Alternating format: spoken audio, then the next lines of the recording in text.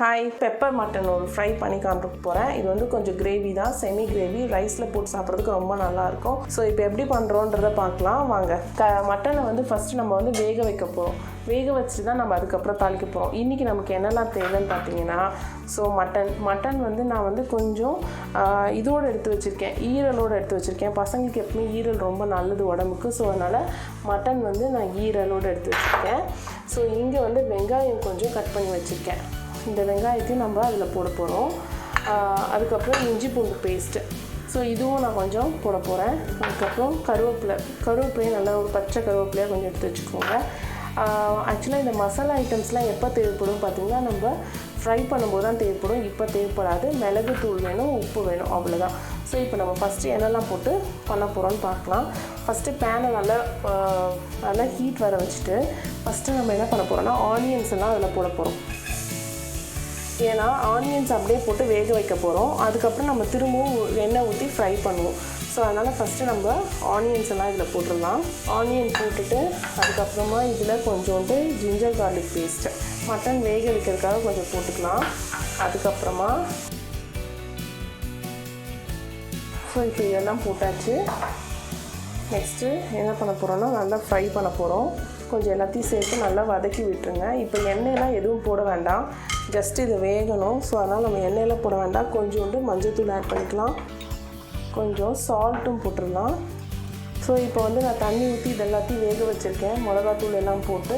இப்போ இது நல்லா வேகட்டும். வெந்ததுக்கப்புறமா நம்ம வந்து திரும்பவும் எண்ணெய் ஊற்றி கடாயில் நம்ம கிரேவி பண்ணுவோம். ஸோ அதுக்கு முன்னாடி கொஞ்சம் நல்லா பாயில் ஆகட்டும். ஸோ இப்போ வந்து இது வந்து நல்லா சூடு வர ஆரம்பிச்சிச்சு. நம்ம இப்போ வந்து இது வந்து பேனை க்ளோஸ் பண்ணிடலாம். நம்ம வந்து ஒரு 4 to 5 விசில்ஸ். இப்போ என்ன, ஒரு சில இது வந்து சீக்கிரமாக வெந்துடும், சில மட்டன் லேட் ஆகும். ஸோ வந்து ஒரு 4-5 விசில் விட்டுடலாம். ஸோ இப்போ ஃபஸ்ட்டு நம்ம வந்து தனிஷா என்ன பண்ணுறான்னு பார்க்கலாம். தனிஷா, அம்மா வந்து குக் பண்ணிகிட்ருக்கேன், உனக்கு பிடிச்ச மட்டன் கிரேவி பண்ணிகிட்ருக்கேன். நீ என்ன பண்ணுற?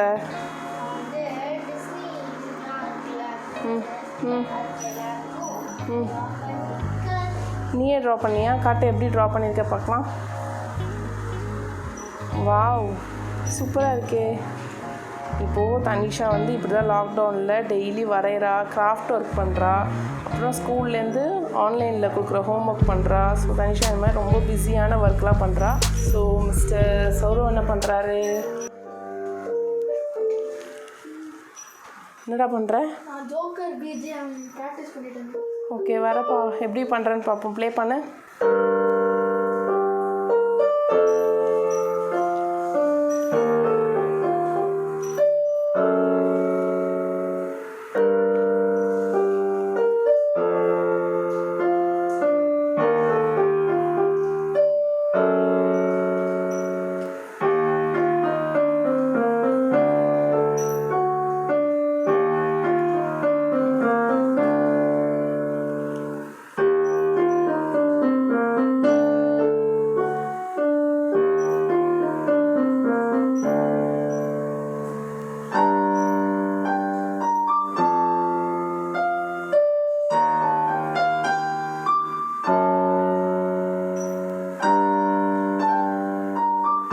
சூப்பர்டா. ஓகே, இப்போ வந்து நம்ம இதில் வந்து ஆயில் ஊற்றிக்கலாம். குக்கிங் ஆயில் கொஞ்சம் ஊற்றிக்கிறேன். இப்போ இதெல்லாம் போட்டுடலாம். இதில் வந்து பட்டை, ஏலக்காய், லவங்கம் எல்லாம் போட்டிருக்கேன். இதை லைட்டாக ஃப்ரை பண்ணி அதுக்கப்புறம் ஆனியன் போட்டுடலாம்.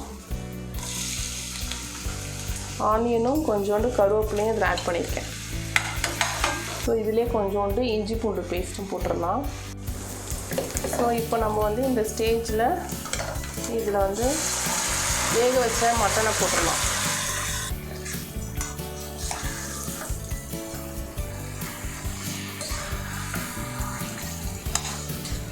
ஸோ இப்போ இந்த தண்ணிலாம் இறுகிருச்சுல, இப்போ இந்த ஸ்டேஜில் நம்ம மிளகுத்தூளை போட்டால் கொஞ்சம் நேரம் அது சூடு வரட்டும். மிளகுல போட்டு கொஞ்சம்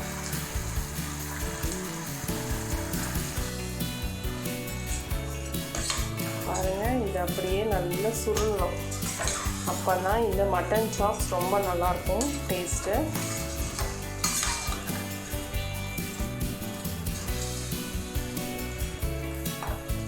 இது வந்து ரசம் சாம்பார் அந்த மாதிரியோட சாப்பிட்றதுக்கு ரொம்ப டேஸ்ட்டாக இருக்கும்.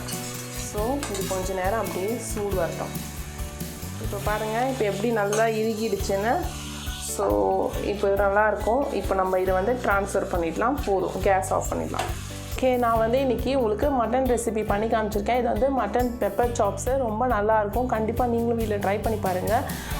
இது வந்து கொஞ்சம் செமி கிரேவியாக வரும், ஆனால் ரொம்ப நல்லாயிருக்கும். இன்னும் நீங்கள் ட்ரையாக விட்டிங்கன்னா நல்லா சுக்கா மாதிரி ஃப்ரை ஆகிடும். இதில் வந்து நான் வந்து மட்டன் கொஞ்சம் என்ன சொல்கிறது, ஈரல் எல்லாம் வாங்கி போட்டதுனால மொத்தமாக அது ஒரு ஃப்ளேவர் நல்லாயிருக்கு. டேஸ்ட்டு சாதத்துக்கு போட்டு சாப்பிட்டா ரொம்ப நல்லாயிருக்கும்.